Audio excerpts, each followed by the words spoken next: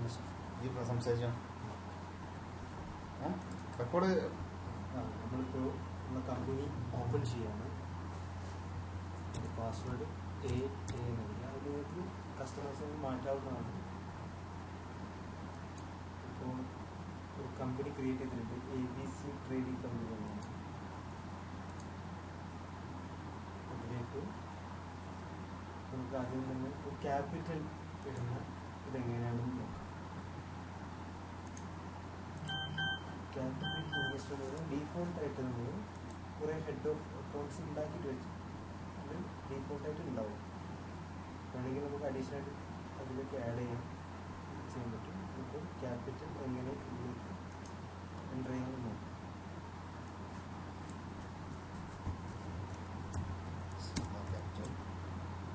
ഇപ്പോൾ നമുക്ക് A capital അത് AC എന്നൊരു കോഡ് കൊടുക്കാവുന്നതാണ്. അത് പാർട്ട്നേഴ്സ് ഉണ്ടെങ്കിൽ ആ വ്യക്തികളുടെ പേര് അതിലേക്ക് കൂട്ടിച്ചേർക്കാവുന്നതാണ്. 15,000 നമുക്ക് ക്യാപിറ്റലായിട്ട് നമുക്ക് കറണ്ട് ലയബിലിറ്റീസ് സേവ് ചെയ്യും. ക്ലോസ് ചെയ്യുക. ക്യാപിറ്റൽ വന്നിരിക്കും.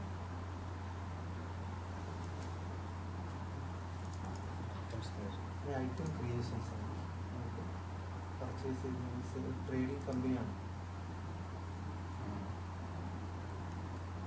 ഇതിൻ്റെ കോഡ്, ഒരു ഐറ്റത്തിൻ്റെ കോഡ് നമുക്കിപ്പോൾ തൽക്കാലം ടെക്സ്റ്റ് അടിക്കാം. എന്താണ് ഫേം എന്നറിയാത്തത് ജസ്റ്റ് ടാക്സ് എന്താണെന്ന് വെച്ചാൽ ആ പെർസെൻറ്റേജ് 5% കൊടുക്കാവുന്നതാണ്. പ്രൈസിങ് തന്നെ നമുക്ക് ലെവൽ ഓഫ് പ്രൈസിങ് ഉണ്ട്. നമുക്ക് പിന്നെ പ്രൈസ് 1, 2, 3 അത് എത്ര വേണമെങ്കിൽ നമുക്ക് അടിക്കാം.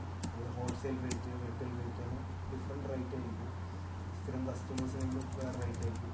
നമുക്ക് ആവശ്യാർത്ഥം പ്രൈസിങ് കൊടുക്കാം. അത് എൻ്റെ സെയിൽ ചെയ്യും. നെക്സ്റ്റ് നമ്മൾ പർച്ചേസ് ചെയ്യണം. ആയിട്ടത് ക്രിയേറ്റ് ചെയ്ത് പർച്ചേസ് ചെയ്യുന്ന ഇതാണ് കാണാം. അത് ഡീഫോൾട്ട് ഡേറ്റ് വരും. ക്രെഡിറ്റ് സപ്ലയേഴ്സ് ആദ്യം നമ്മൾ പർച്ചേസ് ചെയ്യുന്ന മുമ്പായിട്ട് സപ്ലയേഴ്സിന് ക്രിയേറ്റ് ചെയ്യും. സപ്ലയർ കോഡ് നമുക്ക് തൽക്കാലം ടെക്സ്റ്റ് വരിക. ഒരു അഡ്രസ്സ് അടിക്കാനും ഫോൺ നമ്പറും എല്ലാം ചെയ്യാവുന്നതാണ്.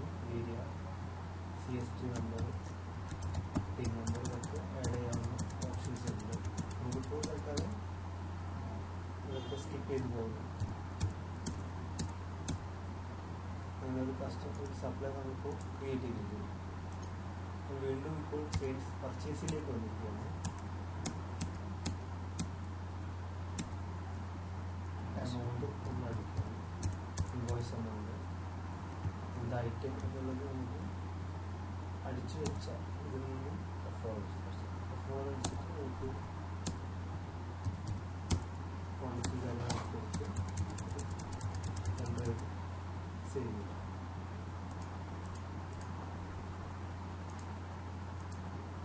നമ്മൾ സെയിൽസിലേക്ക് പോകുന്നു. നമ്മൾ പർച്ചേസ് ചെയ്ത് എങ്ങനെ സെയിൽ ചെയ്യുമ്പോൾ അടിക്കുന്നത് ക്യാഷ് ആണോ ക്രെഡിറ്റ് ആണോ നമ്മൾ ബിൽ ടൈപ്പ് ഓപ്റ്റ് ചെയ്യാവുന്നതാണ്.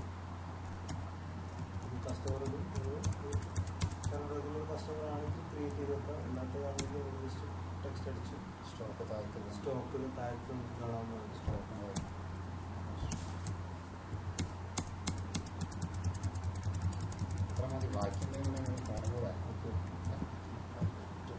ഇത് റിപ്പോർട്ടായിട്ട് നമുക്ക് റിപ്പോർട്ട് നമ്മളിപ്പോൾ എൻ്റർ ചെയ്ത കാര്യങ്ങൾ എങ്ങനെയാണ് നമുക്ക് റിപ്പോർട്ട് കാണാനുള്ളത്. റിപ്പോർട്ടിൽ ഒരു അതേഴ്സ് സെയിൽസ് എടുക്കുകയാണെങ്കിൽ ഇതാണ് ഐറ്റം വൈസ് നമുക്ക് റിപ്പോർട്ട് കാണാം. Report sales, report day book ഒക്കെ അതിലുണ്ട്.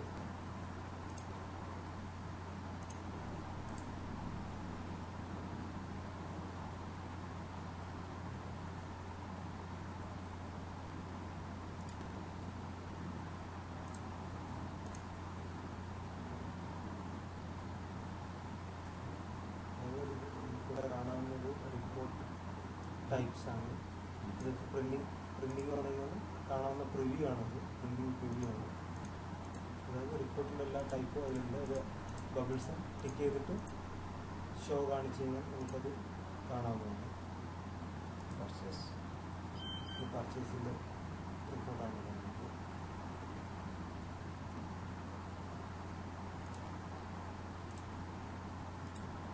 ഓക്കെ, ശരി.